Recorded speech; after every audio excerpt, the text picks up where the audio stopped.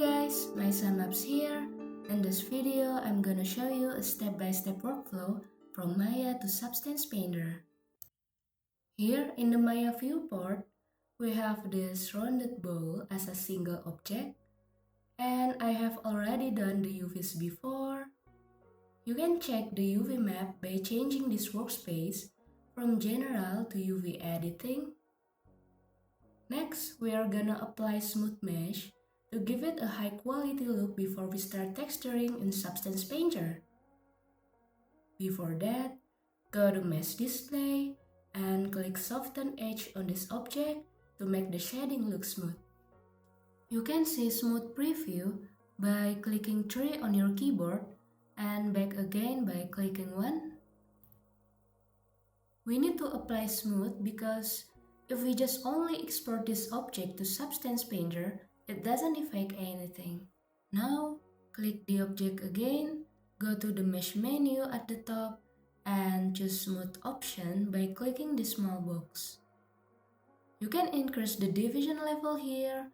For example, I usually set it to 2, but 1 is totally fine if your device can handle more.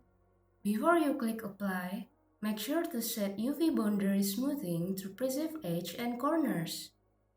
And also, match these settings in the attribute editor. You need to back General Workspace to find attribute settings. Okay, next go to Smooth Mesh, open Subdivision Controls, and change Maya Cat Multiclerk to preserve edge and corners.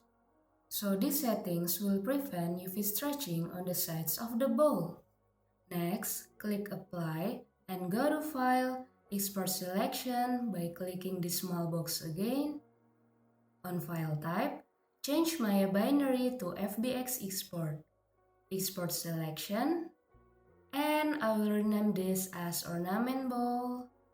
Then click Export Selection. We don't need to save this project after applying Smooth Mesh, and I'm just gonna close it now. Okay, now moving to Substance Painter, we are gonna load our bowl here.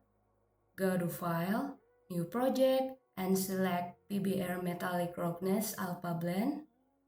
We are using this because we will continue the texturing workflow in Arnold for Maya, which supports the metallic roughness shading model. Then choose the FBX file you just exported from Maya here. For document resolution, you can pick any size you want, but if your device runs slowly, I recommend 2K or lower. Here, I'm using 2K resolution. For normal map format, choose OpenGL because it's compatible with Arnold in Maya. We don't need to enable UV tile since this object doesn't use UDIMs. And keep the other setting at default, then click OK.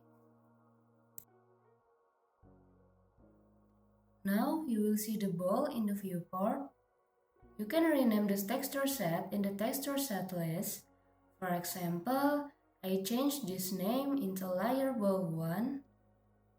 And if you want to upgrade the resolution, you can go to texture set settings and change the document size there.